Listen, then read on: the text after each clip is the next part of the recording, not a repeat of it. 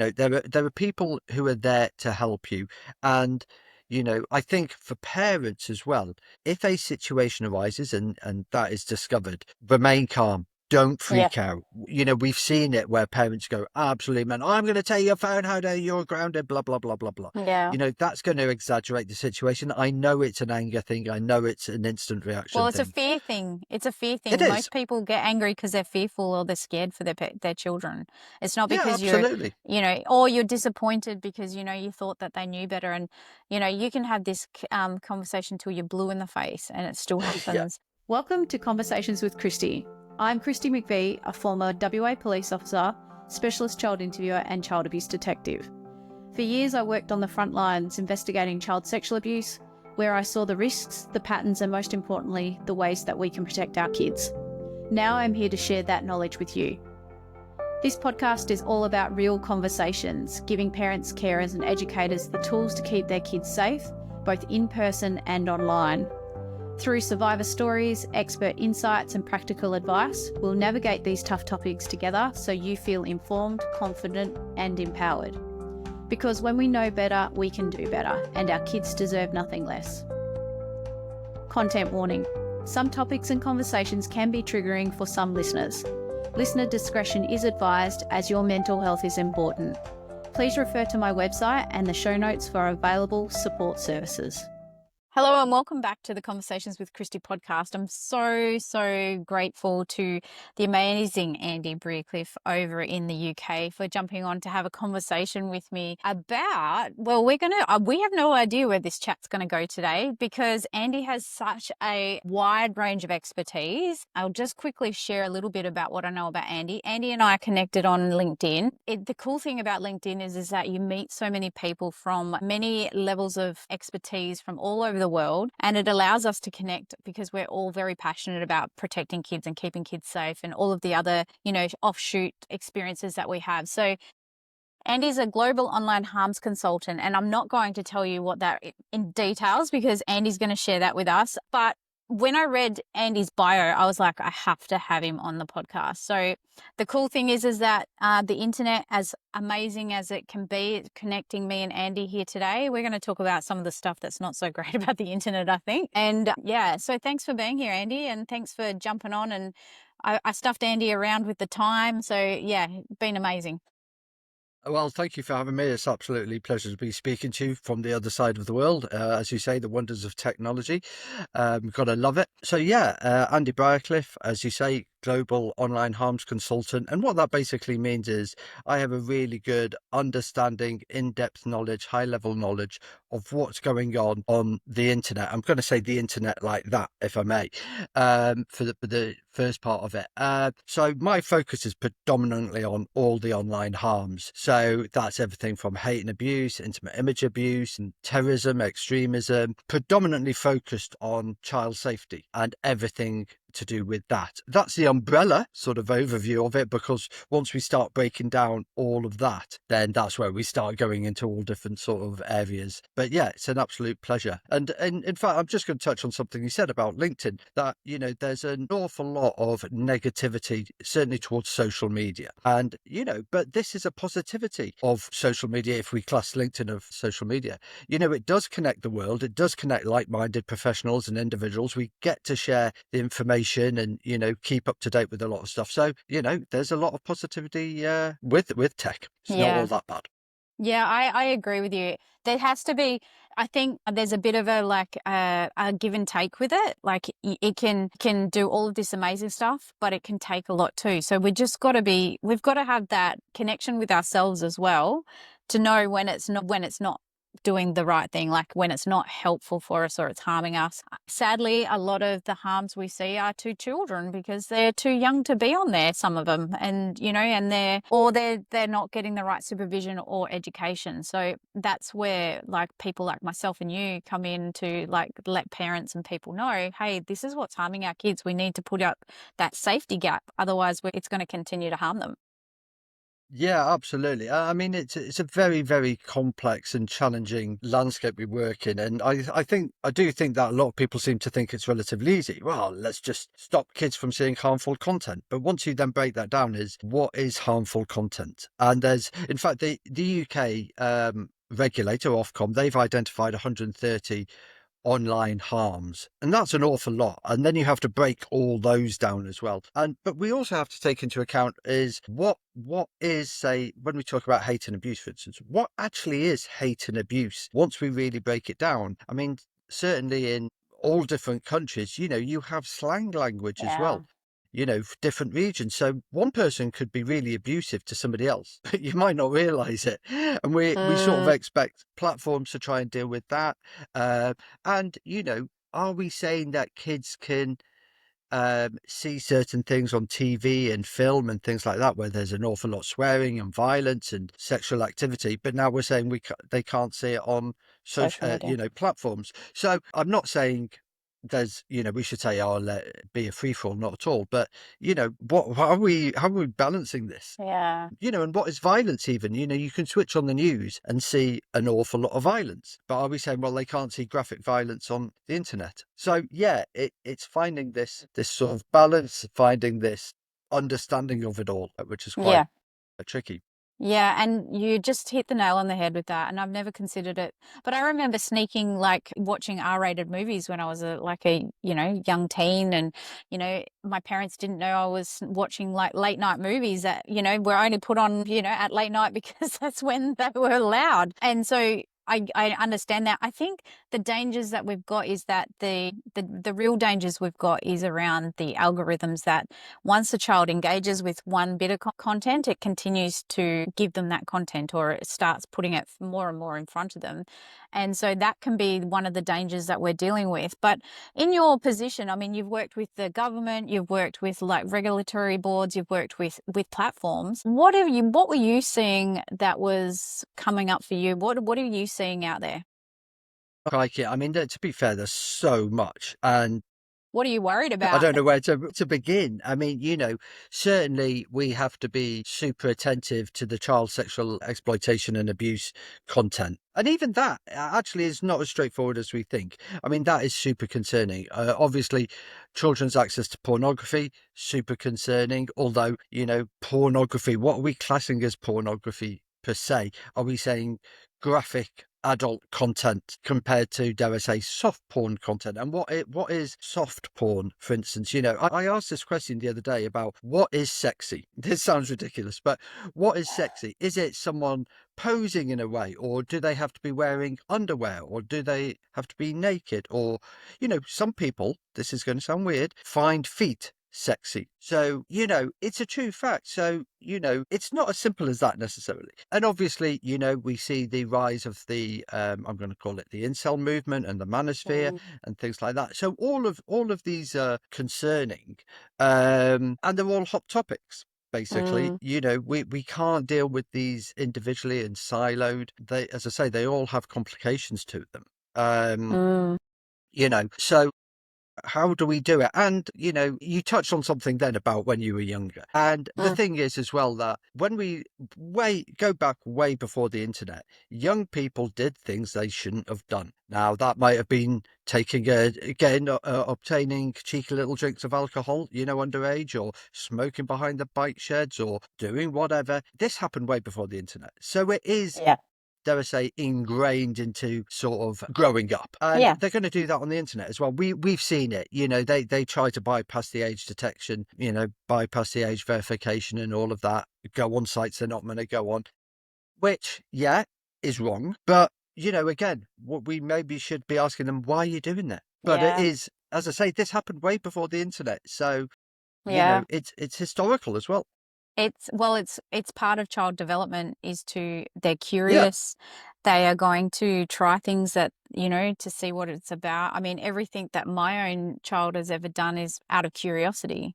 And, Yeah, because people are talking about it or because she heard about it or whatever. And I think that for me personally, I did delay social media access. I did delay things where I could, supervised where the delay wasn't obvious, or, some online gaming. I was supervised as best I could, put in parent controls, but also educated. So, I think this isn't just a one. In Australia, we've got the ban coming next year for social yeah, media platforms, yeah, which they're, yeah. And so we've got kids out there. We've got kids out there that are saying, yes, we need this, because they really don't believe that social media is safe for young people. But then on the flip side of that, we've got kids who are saying, but I don't want it to be my generation. They're like, they're yeah, agreeing that we need this, but they don't want it to be them because they're already addicted yeah. or in there and using it. So yeah. Yeah, absolutely. And I mentioned this at the beginning about social media, and I mentioned LinkedIn. Social media is good. And I'm sure some people are going to go about that. But it is, it is good. There's so many benefits to it. As we say, it's brought the world closer together. It's connected people. It's brought relationships together. People have met and got married out of it. Yeah. You go on holiday, you don't have to send a postcard anymore. You can take a picture, Yeah. and it joins like-minded individuals. So it is good. And in fact, when we look at the actual wording of it, social media, what do we mean by social?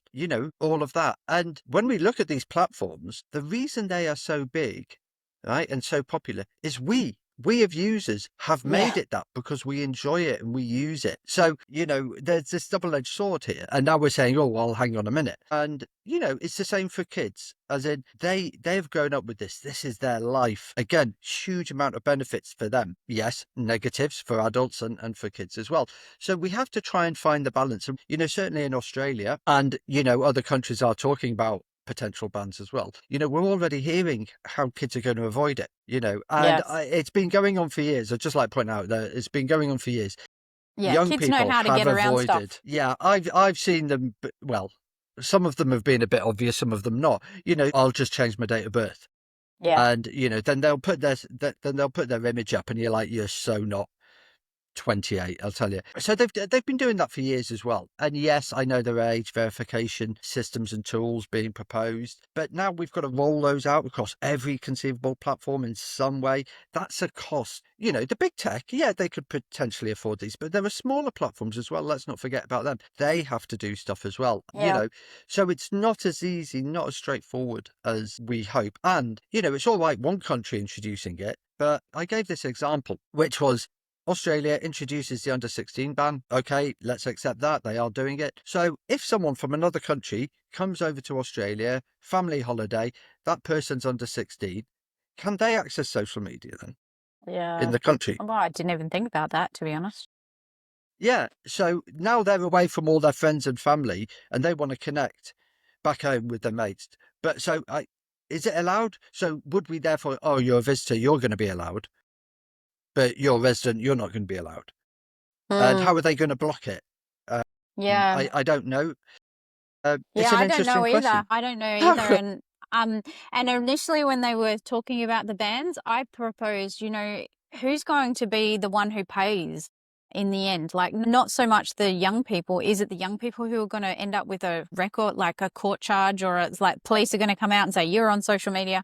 Is it the parents who are going to be held accountable? Who was going to be held accountable? And since then they've come out and said the social media platforms are going to be held accountable if people under 16 are on them. But again, and being an ex-police officer, legislation is only as good as when it's tested in court, and you don't really know how it's going to work until someone is charged with it. So it's Yeah, interesting how it's going to work, but I think there's a lot of things that we haven't considered yet. There's a lot of issues, but I do know that the young people, especially, there's a lot of them that are saying we need something that's going to protect us because we're not protected online.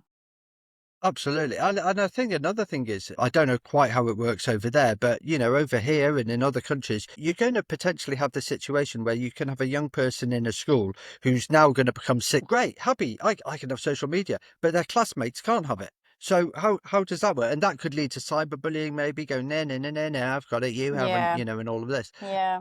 So yes, you're right. There needs to be something, but I think one of the issues that we're facing is this blame game.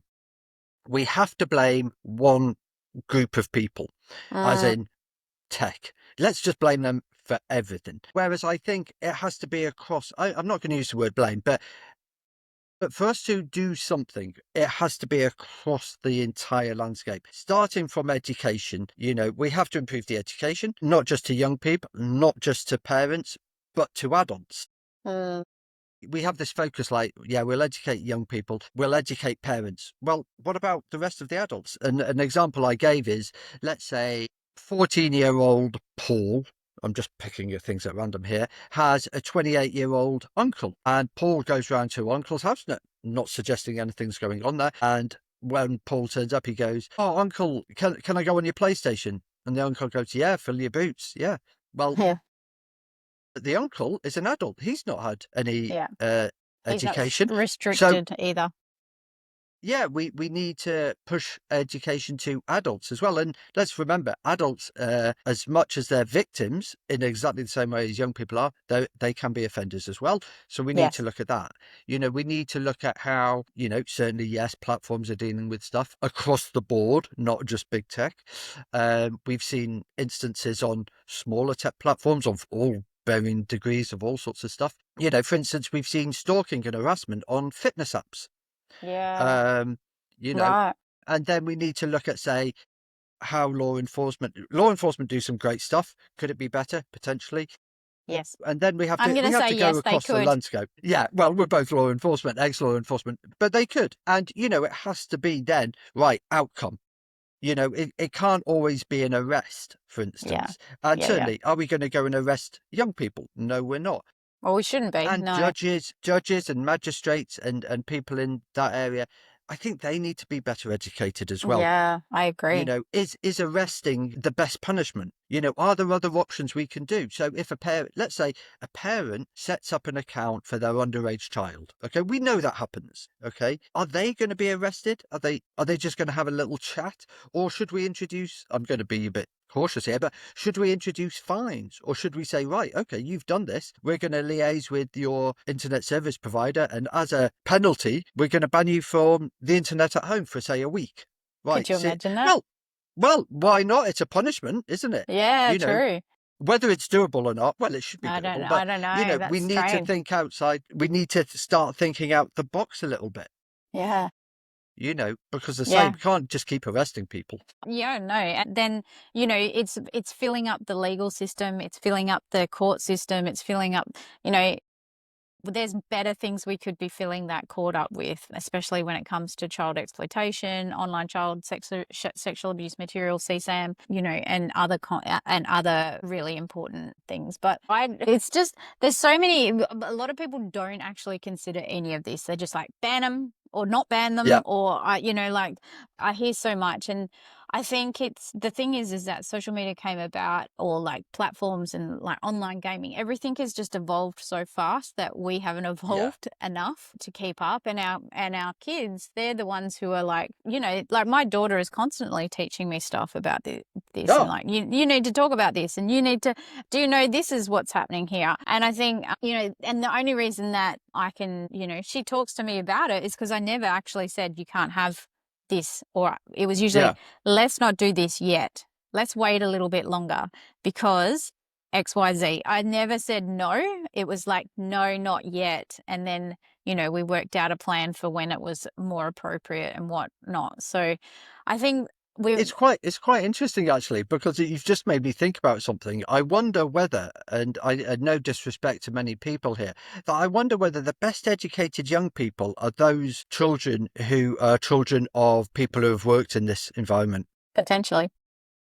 Yeah, because, I have a son and daughter, and when they were at school, they're growing up now, they had an online safety talk, and my son kept putting his hand up all the time with the answers. And the teacher actually was like, hang on a minute, you know far too much here. And, he had to say, well, actually, my dad does this. Yeah. So, the next time I went to the school, they did say, and then I ended up going to give a talk about it. So I wonder, Me too. jokingly enough. Me too. Yeah. It happens, doesn't it? I hear about that all the time, but yeah, that we need to improve the education as well. And, you touched on CSAM there, actually, which it's not an annoyance over, but I think we need to change that as well, because CSAM, as you know, it's a massive breadth of stuff. It's not just always the worst of the worst, and the example I give is that there's images of, let's say, and I can be quite clear with this, naked pictures of Bart Simpson, and that can be classed as CSAM. Now, Yeah. some people share that out of humour for various reasons. There's other things that are shared out of lack of knowledge, humour, and reasons as well. So realistically, it's like, do we need to focus a little bit more on really the concerning stuff? And we Mm, also have something called CSEM, which is child sexual exploitation material. And when you actually look at the landscape, there's an awful lot of CSEM that is really concerning. yeah. But because it doesn't fall under the CSAM category, it's therefore not reportable. But there's Yes. also a lot of what's considered CSAM, which, as I Yeah. say, Bart Simpson, really? Seriously? If you do get sexual gratification from that, then I'm a little bit worried. But, so should we be looking at, I think we should be moving away from this CSAM and terminology. We should be saying CSEA content, Yeah. I've and got we something to need add to to that. realise yeah, please do. Yeah. Yeah. Yeah. So, like in my experience, and I'm sure you were in the same boat, when you arrested someone or you went through their devices and stuff like that, you'd have to go through all of the photos that were on there. And so we would get photos and we would be looking for category 1, 2, and 3 CSAM and and then I think there was like category 4 and 5, but they were Yeah. like, but anyways, and like the last few that I went through before I was retired, there was pictures of like, and I'm sure they were Ukrainian or Russian children, and they're younger children dressed in lingerie, and Yeah, they're in absolutely. stuff Yeah. and they're posing, but they're not naked, and and it was like I couldn't charge the person over it because it wasn't, it was literally like on the cusp, and it's just really difficult. So I think for all of the law enforcement worldwide, we don't have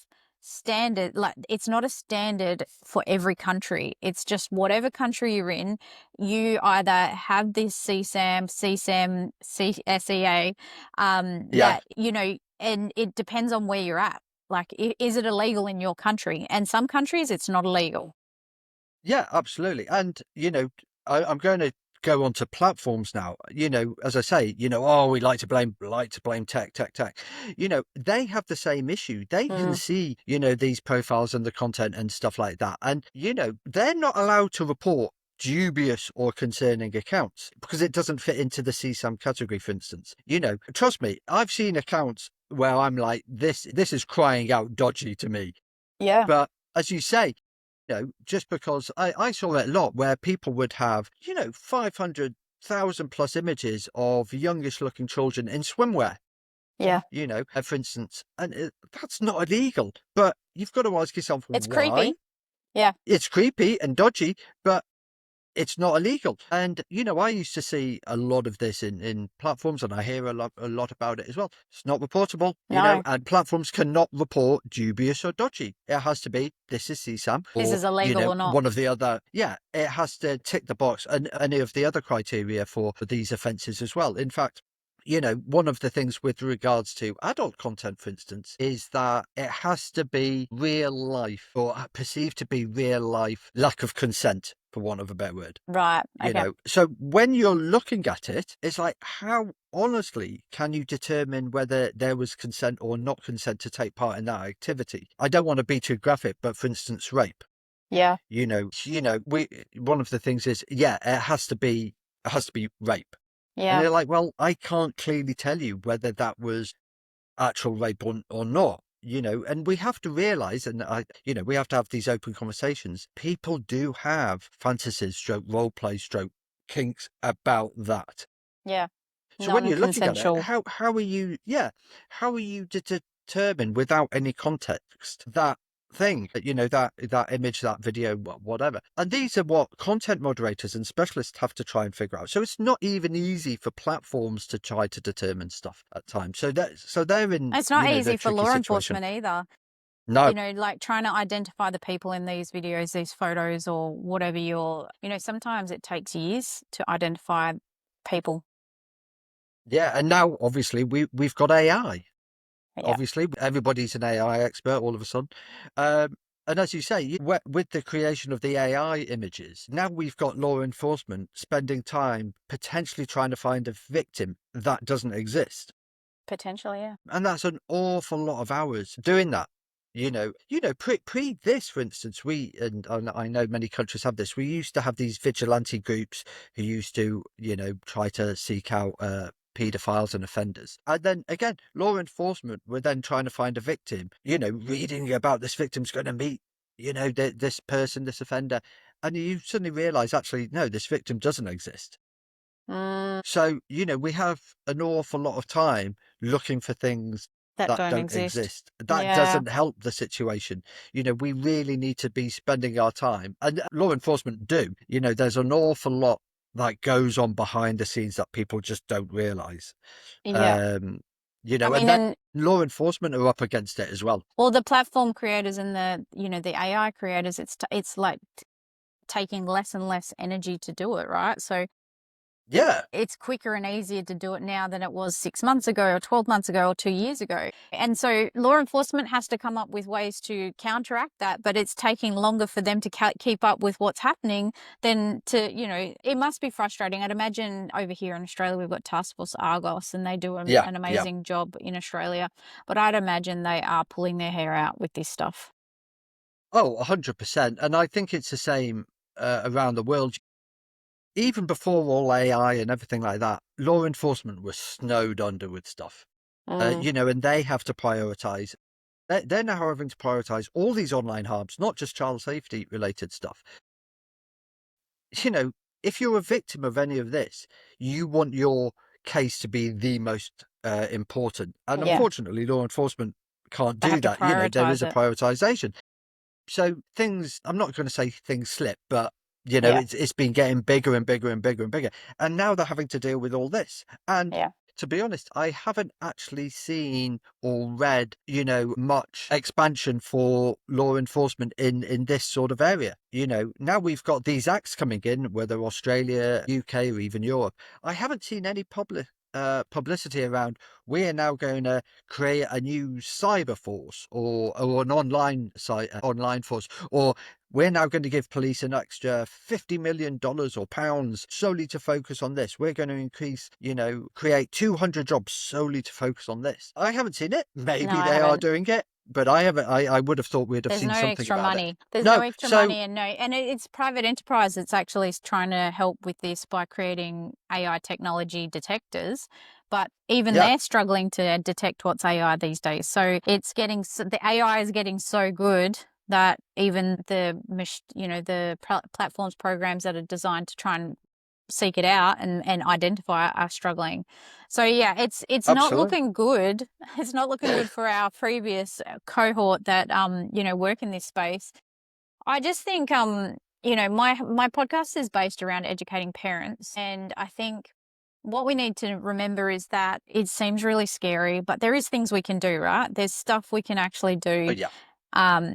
We've already touched on a few things educating. Like we both know how much educating our kids helped them through it. Like they were smarter, they made smarter choices. They were quicker to come forward because we had an open and honest communication. I'd imagine that was the same for you. And Yeah. they were less scammed and tricked into things because they knew what to watch out for. Would you be agreeing with that? Yeah, yeah, absolutely. And as you say, your podcast is mainly at parents. One of the things I would say is, you don't have to be intrusive to find out what your kids are doing. Just have a very open conversation and be aware. I did a talk to some parents ages ago, and I had images of the logos, top 15 logos of various platforms. I did it with the young people, I did it with the parents. And when I did it with the young people, they got about 12 out of the 15. When I did it with the parents, they got about 5. Yeah. And They didn't know what their well, kids were what I using. Exactly. And I was saying, look, you don't need to know the ins and outs of these platforms. That's a whole different conversation. What I was saying is, look, just to be aware of, if you see this logo on the screen, you know what that app is. That's all you What it need to know, does. really. Yeah, what it does, and just have a conversation of, oh, is that a nice app? Is it a good app? Yeah. You don't have to go, oh, what are you doing? Yeah. Why are you on that? So that's a simple thing, just having some awareness. As you say, it's not all bad, Yeah. Well, it's just not having all those bad conversations. if you fill in the gaps that comes with this, right? If you're all hands off and you just hand over a device and go, it's basically you're throwing your kid in a pool and expecting them to swim. That's pretty much what I liken it to. And the one thing that you mentioned about, having that, knowing what they're doing, I used to say things like, oh, what's this one do? Oh, show me how that works. And just be curious, because it's helpful if you start this when they're younger, because Absolutely. that kind of conversations continue as they become teenagers and it's less awkward. I mean, if your kids are teenagers, just start somewhere. Yeah. But yeah, I think it's really important that we just don't throw our kids in the pool and let them sink and swim. Yeah, and I think it's important that, at the end of the day, kids, the young people, follow by example. So, for instance, if we're there, for instance, at the dinner table or wherever you eat, and we're there as parents, adults, just sitting on our phone, and the kids are on the phone and whatever, that's not really setting the best example. I appreciate we've got busy lives, and especially depending on the work we're doing, oh God, we've got to be on there and stuff like that. But, if you're going to say, right, your phone down for an hour whilst you at least have dinner, you as a parent should do exactly the same as well. Not saying, oh, well, mine's work, it's different. No, No, it's not. the thing is, well, I wouldn't say nothing is ever that urgent. Maybe a few things sometimes are, but they learn from example. If you're just there scrolling and scrolling and scrolling and scrolling, they pick up on it. So, we have to think about our actions and how we portray ourselves to the children as well. My teen says to me, I'm more important than your phone when she wants to talk or when she wants me to do stuff with her. And I'm like, yep, you are. Put it down. And we have a rule, like no phones at the table. I think you can spend 20 minutes even if you, as long as you're just, and we still sit down like 5 nights out of 7 together at the table. We've got busy lives and teenage and stuff, but we still spend most nights at the table. Yeah, there's no phones at the table, and my daughter calls me out and says, I'm more important than your phone, come and talk to me. So, Yeah. if that's the case, like, it's true. Like, I don't want her to ever think that anything's more important than her. Yeah, and it's a really good point you made there that, if your child says something to you, listen, can I chat to you about this? Or even it's like, have you ever heard of an app, blah, blah, blah. Don't turn around and say, no, right, that's it, end of conversation. It's just like, oh, well, oh, let's have a look at it together then maybe. Yeah. The other thing I was just going to point out there is we obviously have to touch on sextortion. Yes. It's a Good huge, point. huge Thank you topic. for bringing it up. Yeah. And, I do see a lot of, how to tell or how to see the signs of your child struggling, and they're always on the phone, or they hide away in their bedroom. They spend hours on the phone. I'm not being funny. That's a typical teenager. Yeah. This day. It doesn't necessarily mean they're being groomed or sextorted. Okay. Let's have a realistic balance about that.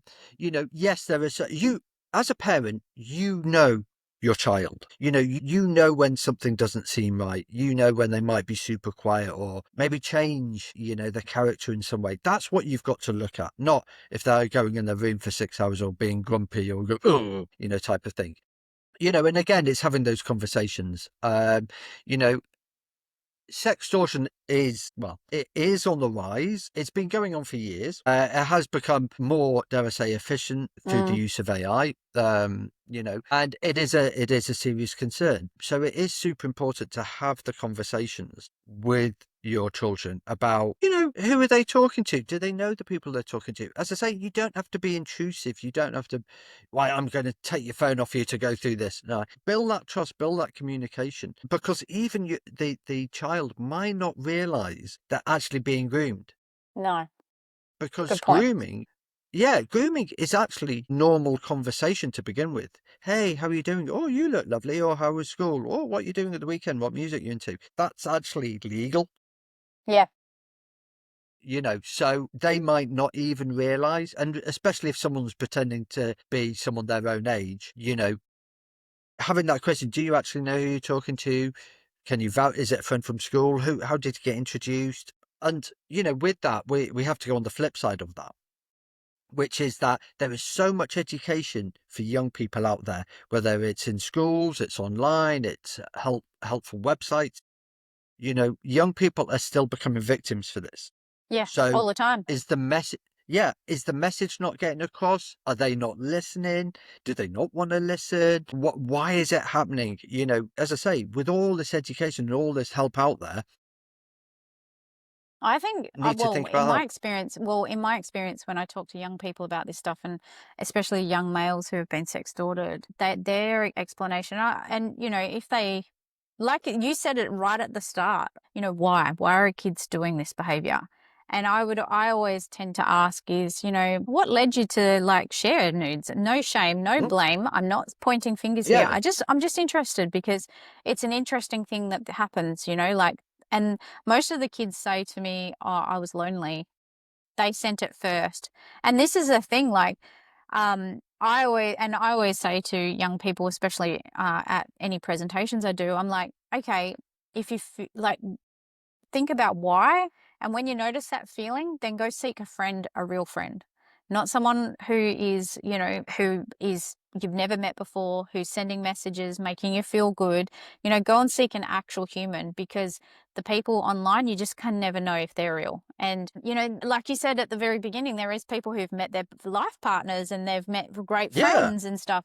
So there is goods and bads, but we need to help our kids identify, when I feel like this, I need to seek this help, because, and with regards to online and like sextortion and stuff, most of the time these kids it seems real, and this person biohacks their defense. They're late at night, they're in their room on their, they're feeling lonely, or the person sends them a nude first or a video first, and then it's kind of like a trust system. They've trusted me with it, so I've got to send something. yeah. So it's not their fault, they're victims. Yeah, and I think it's super important as well that young people realize that there is, they are not the only people, or yeah, they're not the only people who are either going through this or have gone through this. It's happened for years, as I've said. You're not alone. There are plenty of resources that you can reach out to just speak to people, whether you want to report it or speak to people. It doesn't have to be a teacher. It doesn't have to be your parent. It doesn't have to be whatever. A wide variety. So don't let it get to the stage where it gets to a really bad situation. Reach out, have that conversation With someone. anonymously if you want. Obviously, people are there to help you. Yeah, Yeah. I'm talking to the young people here. There are people who are there to help you, and I think for parents as well, if a situation arises and that is discovered, remain calm. Don't Yeah. freak out. We've seen it where parents go, absolutely, man, I'm going to take your phone. How dare you're grounded, blah, blah, blah, blah, blah. Yeah. That's going to exaggerate the situation. I know it's an anger thing. I know it's an instant reaction Well, it's a thing. fear thing. It's a fear It thing. is. Most people get angry because they're fearful or they're scared for their children. It's not Yeah, because you're, absolutely.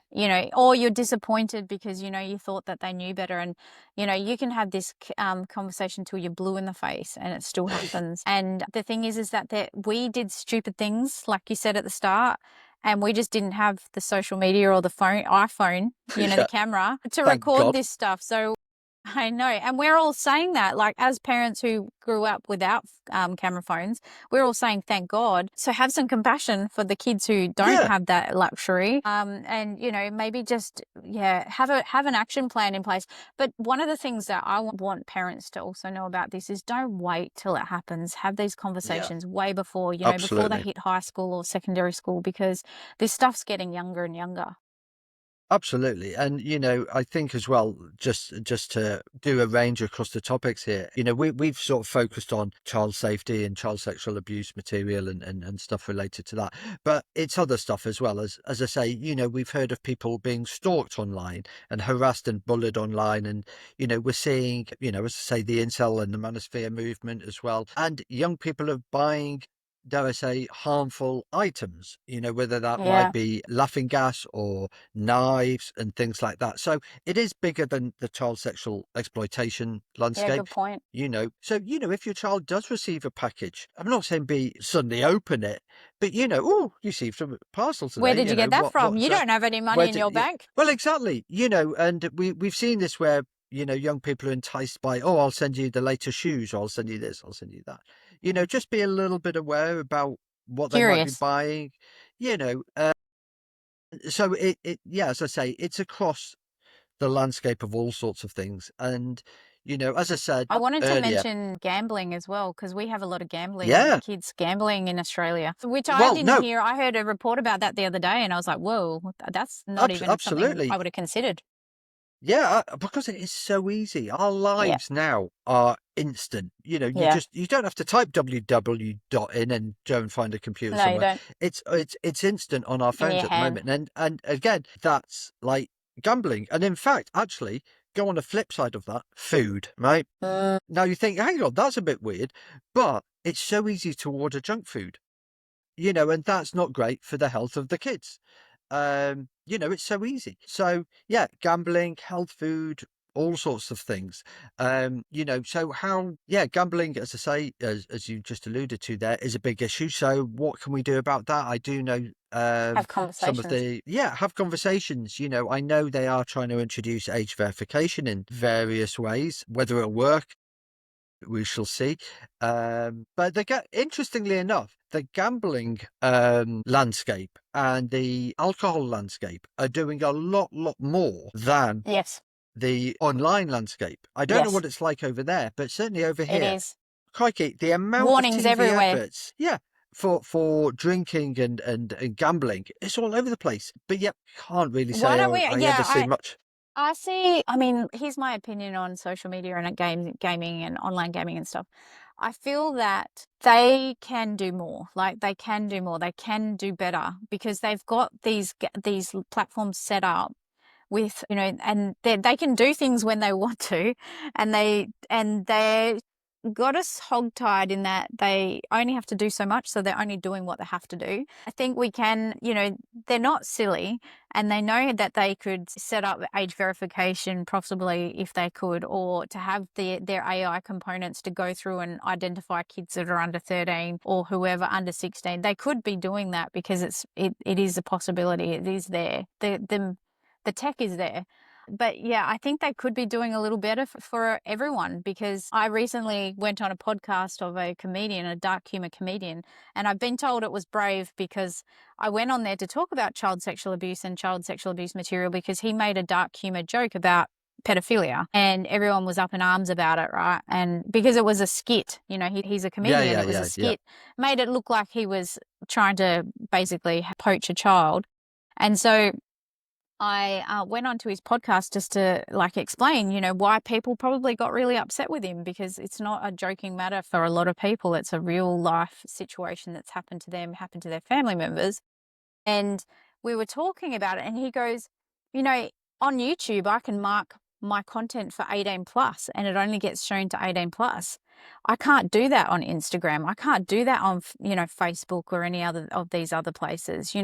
When there's dangerous or inappropriate content on Instagram, there was a couple of weeks ago when they got rid of the moderators, that third-party moderation off Meta. All of these videos went through for a day or two where, you were seeing beheadings and you were seeing people dying and you were seeing all of this really catastrophic content. And he said, before you clicked on the video, in most of these videos, it said this video is whatever, giving a warning, harmful content, see why or watch video. He goes, I'd love to be able to put that in front of my videos, because then it would be because then you're choosing purposely to go to that video. And that he put that to me, and I said, he goes, why can't I put a tick box to say my content is for 18 plus? Yeah, And so it's I pushed to mean, 18 plus. yeah, I mean, the platforms can do a lot better. And I think, to be honestly, they know they can do a lot better. appreciate it's a business model, and I appreciate it's not, as we touched on before, what's illegal in one country isn't illegal in another, and what is harmful content. Obviously beheadings are super, graphic, but they see it in films. So are they saying, well, hang on, you can see it in films, but you can't see it on this? And the human behavior is, if you see the box saying this may contain sensitive content, human behavior is happy days. Click. I will see what that Yeah. is. Thank you. So even, yes, it's a simple thing and they can say we've put a content warning on it, but human behavior just overrules that. But, as I say as well, the tricky thing is that they can't action dubious or concerning activity as well. So can they do a lot more? Absolutely. And that does all sorts of things. Even their training, for staff, I think could be a lot better. How they tweet things could be a lot better. I mean, I've seen some of the age verification proposals that they want to put in. It's a good start, I'll be honest. Yeah. But I think, if I'm brutally honest as well, and I just like to point out, I'm not here to be completely pro tech. I'm just telling the facts of what it is. That I think any platform could turn around and go, we have put every conceivable safety measure in. We've employed 1,000 stuff like that. I'm just picking figure out my head. Yeah. We've done age verification. We've done this. We've done that. They will still get a slap on the wrist because guarantee, content will get through, or people say, well, what about this? What about that? What about this? What about that? Yeah, I don't doubt that. I mean, I got caught out with YouTube. I tried to block a couple of things on YouTube when my daughter saw porn for the first time, and I was like, she was only 10, and I put out, I did all this stuff, thought I'd done it out. I was still able to see bestiality on Yeah. YouTube, and Yeah. I thought everything was locked down. So I just, I think the main thing is they're trying, but I think at the current environment we've got, there's like literally they've taken the handbrake off and they're just allowing whatever. Yeah. It's going to be an interesting place, but ultimately parents need to take some action. They need to be involved. They need to be in there talking to the kids, talking to them about this stuff. We have to start somewhere, and the starting point has to be education.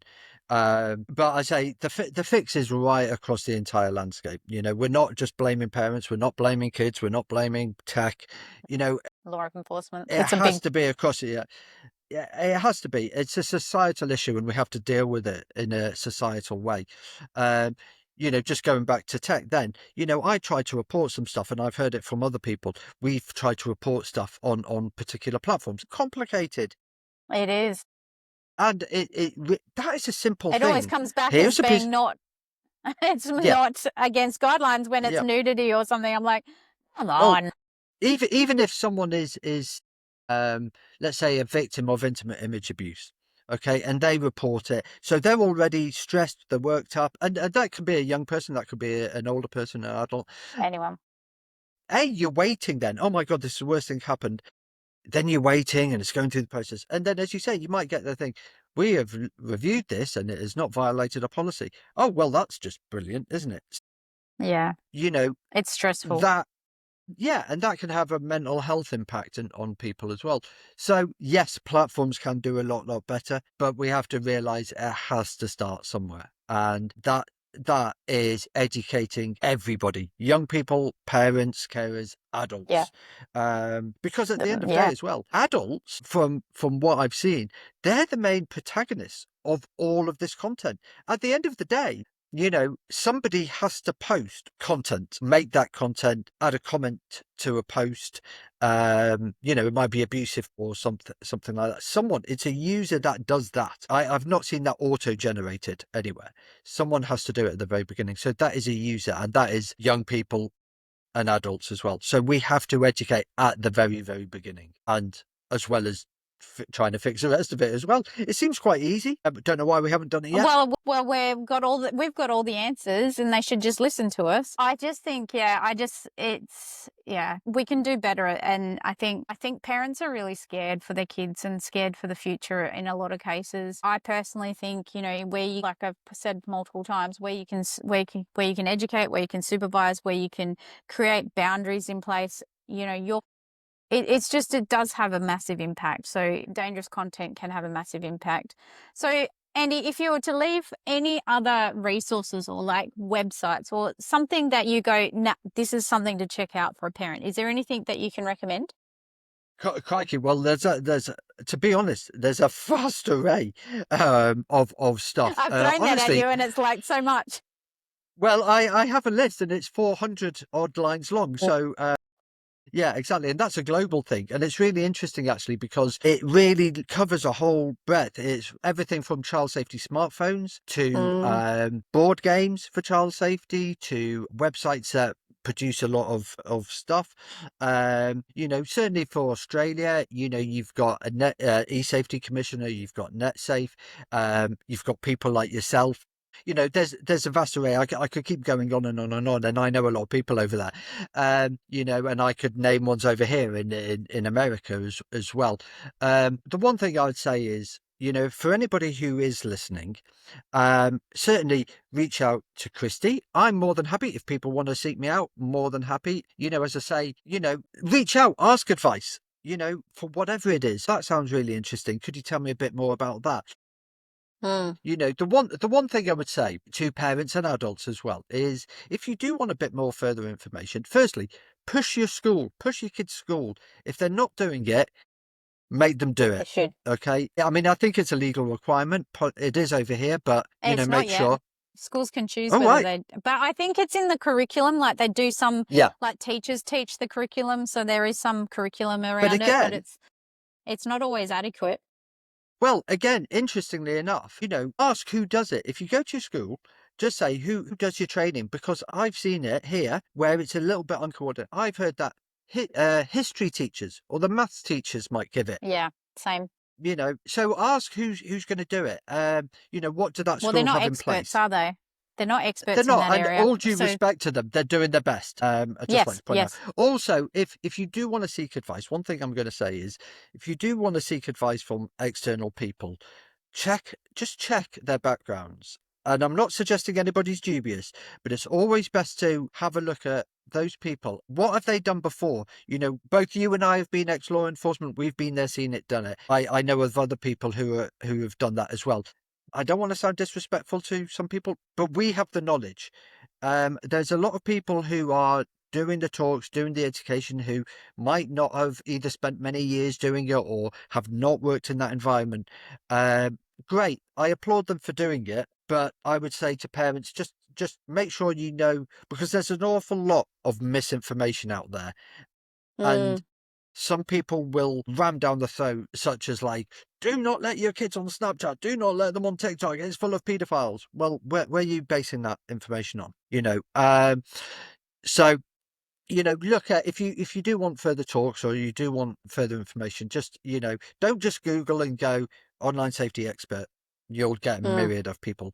Look for people with the background who've been in this for years and years, because we know. Well, yeah, So and we're probably going to have a little bit more of an all-round opinion on it. Like, we're not going to, like you said, be all negative. We're going to have we're going to have, obviously, we're going to have reasons why we believe what we believe. We're going to say, look, this is a bit tricky, but this is, you can mitigate this or reduce that harm by doing X, Y, Z. Or, well, as we said at the very beginning, social media is good. It's there for the right reasons. It's like anything, where there's good, there's going to be bad. And that's the same in society. So, I am pro social media. I use it. We met on LinkedIn. Fact, so I'm not going to be all anti, whereas some people might be. We're going to take a very balanced, unbiased view. We're going to tell you how it is. We're going to tell you it's not as easy as you think it is. Yeah. So we'll tell you the facts. At the end of the day, as a parent, we cannot tell you how to parent your child. how to. You know your child. You know their characteristics. You know their mannerisms. Some parents, let's be fair, don't really give a hoot. Right? Yeah, I know. I was Some about to say that. parents, yeah, some parents Give a are lot a of bit more hoots. proactive. Yeah. So, and we have to realise that's life as well. So we're not going to win them all. And again, we accept that. We know that we could ram the same message down teenagers' throats about don't do this, don't talk to strangers, don't do this. We know teenagers are going to do it. That's life as well. some kids will just switch off. Some will pay attention. Some will want to learn more. So again, that's life, and we have to accept that. So it's all about keeping the awareness up, keeping the education up. As I say, as you mentioned, if people want to know what's out there, reach out, ask whether it's a board game or watch, or where can I go for resources? And trust me, there's more than enough webinars and seminars if you want to see something about a particular topic. Yeah. There's a lot. There's so much to learn here, and we're in Australia. We've got the e-safety commissioner. They've got like fact sheets and guides, and Yeah. you can look it up there. Common Sense Media is a good one Yes. Yes. for real life information like parent reviews, child reviews, children reviews. And I'm thinking that what else? And obviously Andy knows a lot about this stuff because you've been doing it a long time, Andy. Far too long. Far too long. And it. What I are you mean, doing it's one now, of by the those. way? I'm sure. Well, it's funny actually. I sit in this funny old part of the landscape. So I will go into schools and do education, schools and adults. I will work with charities. I work, funny enough, with law enforcement. I work with platforms, big and small. I work with NGOs, all sorts of different things. For instance, I've worked with platforms. Now we've got the new acts in place. Okay, the Online Safety Act and the Internet Safety Act over there. Platforms are being told, you must do this, you must have this in place. And they're very much going, right, but How? what exactly, how do we do that? So, I've helped platforms look at their policies. I've trained staff. How to spot CSEA, how to spot terminology. One of the things I've done in the past is user behavior analysis, looking at those patterns, looking at those trends. So I've done that. I work with law enforcement and others to look at the highest level risks out there. When we talk of the worst, there's a huge amount of organized chaos, for want of a better word, out there. And I help them to maybe find out what's going on, the patterns, the trends, how people are chatting, what they're talking about. I actually help as a coordinator, so I'll hear that, funnily enough, some law enforcement in Australia are doing something, but I've heard that also law enforcement in America are doing the same thing. Right. I put They them in should be touch, and they're working both together. like, yeah, it's like, we didn't know that. But stuff like that, help law enforcement. Law enforcement, yes, as you say, you've got the Argus team over there, we have teams over here, but sometimes it falls down to individual teams and individual police staff, and they're like, I've got this, don't know what to do I with don't it. know what to do. Yeah. Or it can be like, we're not getting this information from such and such a platform. It's annoying. We need this for investigation. Why are we getting knocked back? So I'll speak to them and say, well, let's have a look at it. Oh, if you reword it in this way, it might help. Yeah, right. Things like that. As I say, going to schools, working charities, intelligence research, as I say, hearing the more higher level conversations going on. How criminals are Sounds like you got your utilising fingers or. in every pie. And also, the other part of that is what's called trust and safety. I'll just touch on this briefly. Trust and safety is the term given to predominantly social media, but more platforms. And they are the teams that do all this work. And they can be outsourced companies that deal with content moderation, which is a tough old job, tell you that. They can be the internal teams at a wide variety of platforms. They're the ones who have to design the policies. They're the people who design the tech, the legal teams, the operational teams.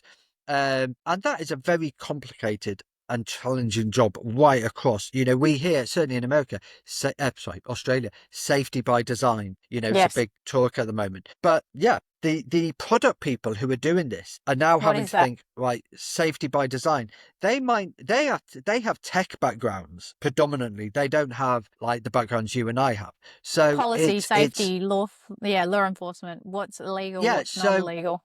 yeah, so it's talking to them, and they'll say, well, hang on, we can't do that, or we can do that, but if we do that, this is going to happen, this is going to happen. And that's for the biggest to the smallest platform. And so there's all of this that falls under trust and safety. And when we talk about trust and safety, in fact, it's bigger than platforms. So Yeah. Funnily enough, the banking institutions, they fall under this now because a lot of payments for certain things, whether it's fraud or scams or It's blackmail online. or is it go through the financial systems, whatever they might be. We have online abuse in sport. So that impacts all the sports that are out there. You know, these individual players, whether they're grassroots or professional or referees or players, the amount of abuse. We look at the music industry as well. We've got copyright. We've got Mm. deep fake stuff now. Well, not now, Yeah, it's been wow. going on for a while. So the music and the film industry and the TV industry, they're all affected by all of this as well. So it's a Wow. huge, massive landscape that we have to try to figure out. And just actually, I will just touch on this, that going back to parents and young people, basically one of the most important things, don't believe everything you see on the On the internet. I say that to my daughter all the please, time. Where'd you please, hear that please. from? Yeah, If it's don't, from TikTok, go and do your research. well, I'd say if it's from anywhere, go and do your research. Yeah, don't Yeah, I say believe that as well. everything. And even and when I say that, and I'm not just talking about news or you see a celebrity endorsing something, it's even like I've seen it over here.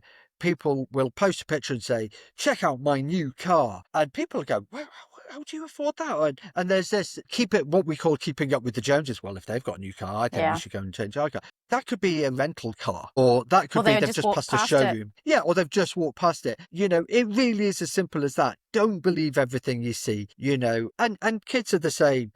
Check out my new jacket, latest jacket. Look at, they're probably in the shop and they've just tried it on, to be honest with you. Or if I talk about that a with child, my teen all the time. yeah, Yeah. if one of their friends has gone, I've got this latest jacket, this was $900 jacket, da da da, and then the child comes home to the parent, oh, whinge, whinge, whinge. It probably isn't. It's probably either a knockoff or it probably only costs about $200 or something. Yeah. Don't believe Ha- everything, whether it's, everything. and that goes for adults and that goes for young people as well, that it's so easy to manipulate, it's so easy to seem convincing. Influencers, don't believe everything the influencers are saying. Yeah. That's And another our thing. young people are very influenced, like they are a very influenced generation, and we are Yeah, too. I mean, I say to my absolutely. husband says, husband says the same thing. He's like, they've got all of these new things. Why can't we afford these new things? And I'm like, mate, are they really theirs? Like, we Prove it. stop Prove stressing. it. Yeah. Yeah. Yeah. And but secondary to that, like I have the conversation with my daughter, she'll say, did you know such and such? Like she'll hear something on TikTok or something, or wherever she's heard it.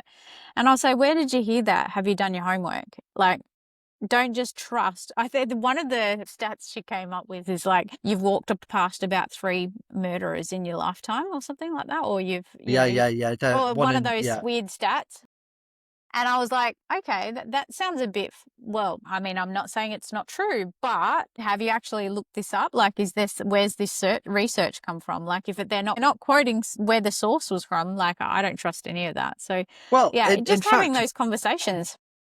yeah, in fact, I can't remember the exact figure, but this was going back a few years and it's probably changed and there's probably something. There was something like that said is it 1 in 8 people or 1 in 6 people has an interest in children, sexual Yes, interest in in children. Australia. It was an Australian study. Yeah, and I was working in law enforcement at the time in a dedicated CSEA online team. And there were, I think, about 35 of us there. And we're like, right, so if there's 1 in 6 and there's 35 of us here, and it's the same, like, it would have been over the same over there. It's like, so how many of us is there? There's a And few of everyone's us who like, are no. interested.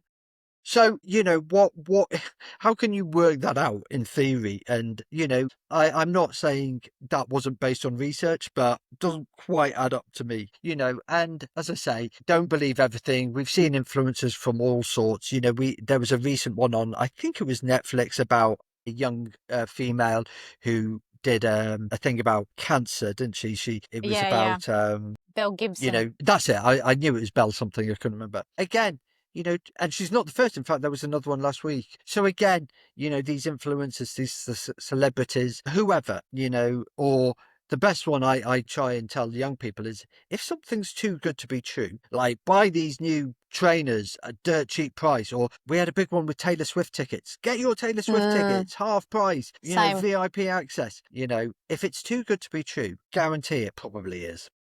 Yeah, yeah, exactly. So I think that was a good place to like finish the chat, because we could be talking forever because we love Absolutely. talking about this stuff. And we said that at the very beginning, we could talk about this forever and ever and ever. So Andy, if I know that you've got like that list of 400 plus things I'll share on it with you. everything, I'll share it with you. are you sure you're happy to? Yeah, yeah.